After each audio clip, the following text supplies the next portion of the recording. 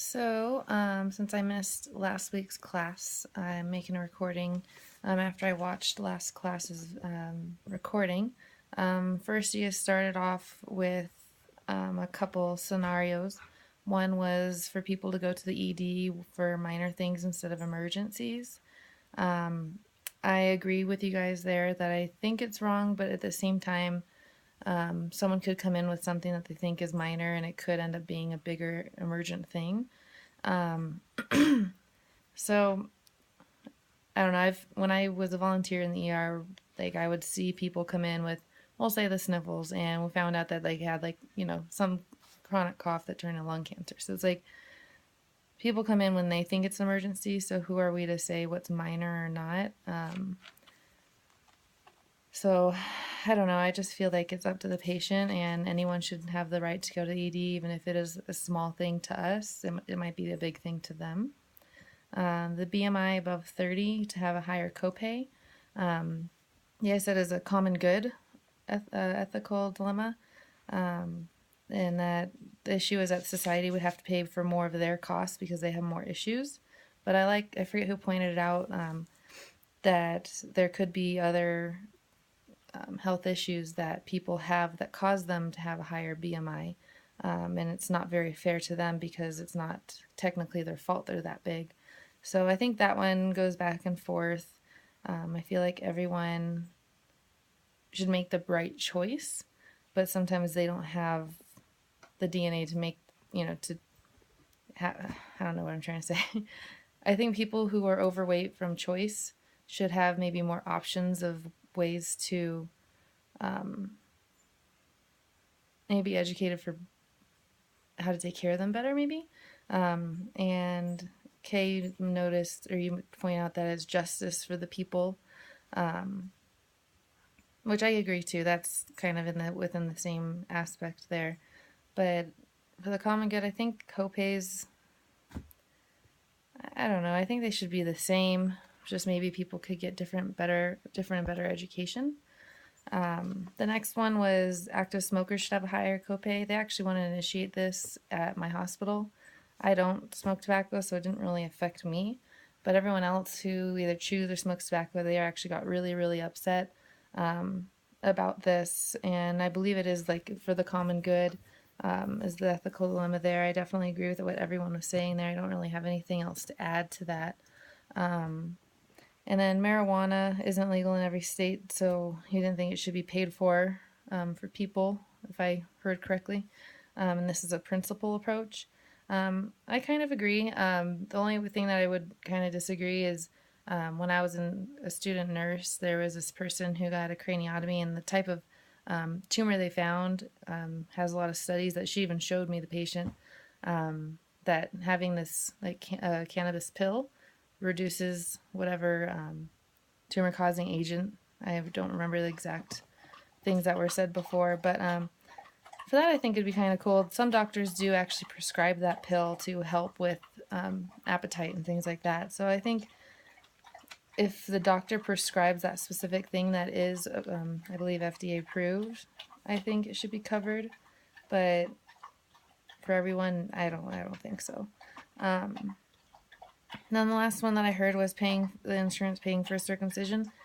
I really think this is more autonomy because I think it should be up to the parents if it happens to their child or not. I understand like it causes pain, someone mentioned, to the baby, but I don't know. There's a lot of bad things that can happen without that foreskin being cut. So that one's kind of tricky. I think insurance should offer to pay for it, but I don't think it should be like required for the parents to do. It should definitely be up to the parents.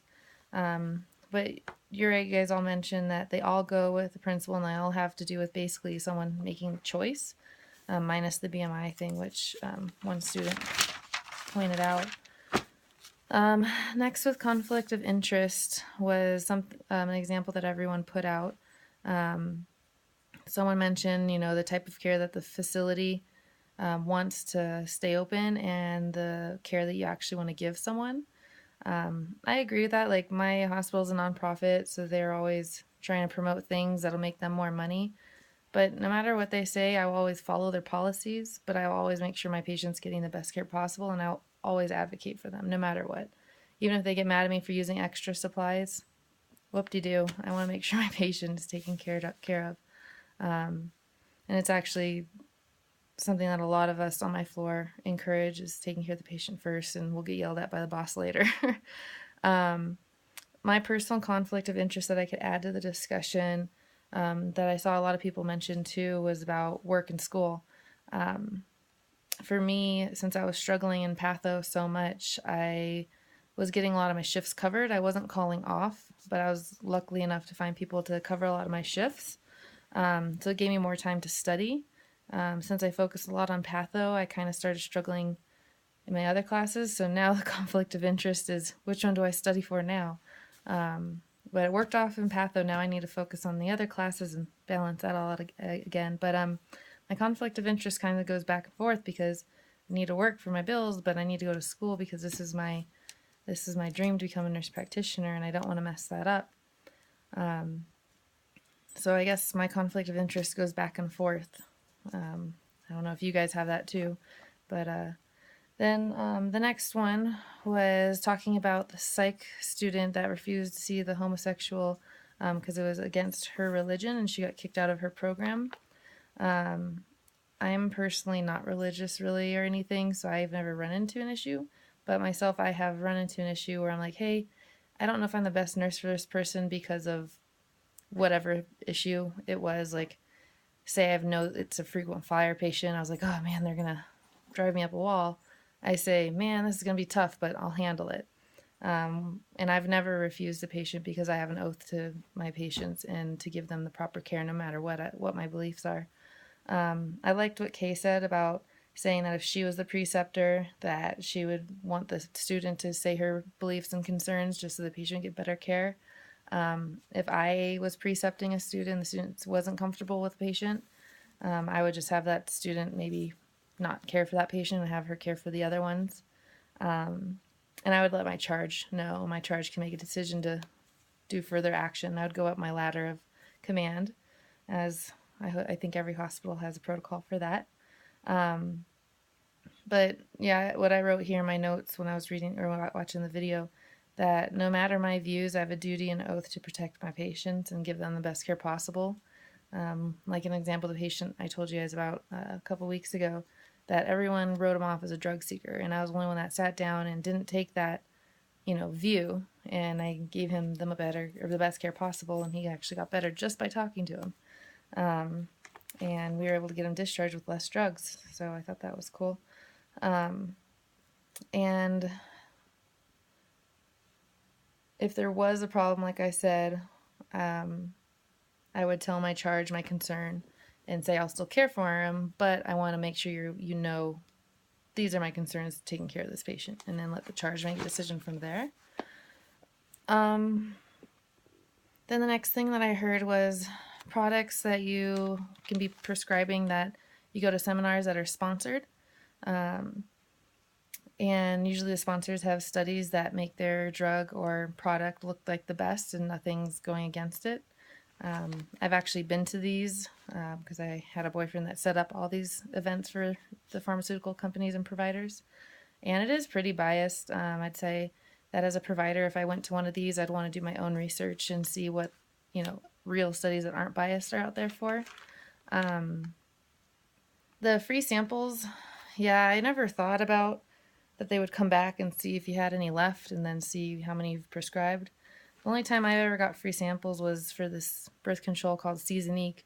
It was $300 a packet, but each packet was 3 months. I was like, man, I can't afford that. So they gave me like a year worth of supply for like 2 years. Like I came back and they give me more. But when they ran out, I was like, well, I can't afford this. And so what they did is they switched me to the generic version, which is the same pill type. And so then that was free. It was covered by insurance. So if I could do that for my patients, where it's the same drug and I give them free samples and then still make it work with what they can pay for, I would do that. But yeah, I never thought about them doing that to come back and say, hey, are you actually prescribing it? The next thing was the two questions about the hardest groups to embrace. And I would say probably alcoholics and drug abusers. And the most easy to embrace would probably be the chronic ill patients and the aging patients. The video lasts like 20-ish minutes, started cutting out, so I couldn't hear anything. I got bits and pieces, and I think I heard that you wanted to know why the two groups are hardest and why the two groups are easiest. Two groups are hardest, I think, because they're doing it to themselves.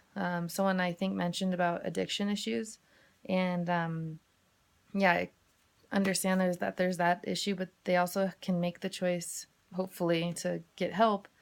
And but they usually are the ones who are frequent flyers and come back to the hospital and end up with liver failure or who knows what else they can get. They can get anything. But I, even though it's hard to embrace, the more and more that I have of those types of people up here, especially because we have the Native American population up here, which a lot of them are the alcoholic detoxers here.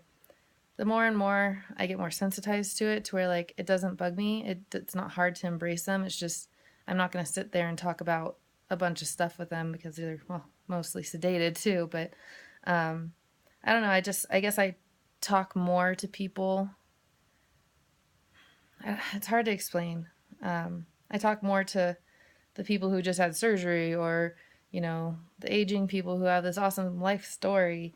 Where if they're drug abusers, usually they don't want to talk to me. They're just like, get me fixed and send me out of here. And the alcoholics usually are the kind of same, like, I'm not detoxing, but there's an elephant on the wall. So it's different because you don't know if they want to actually talk to you or not. But if they ever do, then I sit down there and I talk to them, of course. And the two easiest, age and chronic illnesses.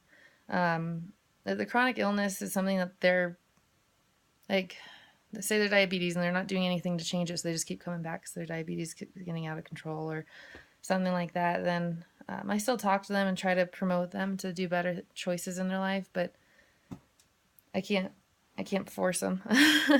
And the aged population, they're so awesome. They're cute. I love their stories and getting to know them because you'll never hear that story again. Not sure if there's anything else I need to touch base because the video was cutting in and out at the end there and stopping and not working. If I missed anything, comment and I'll try to respond back fast. Thanks.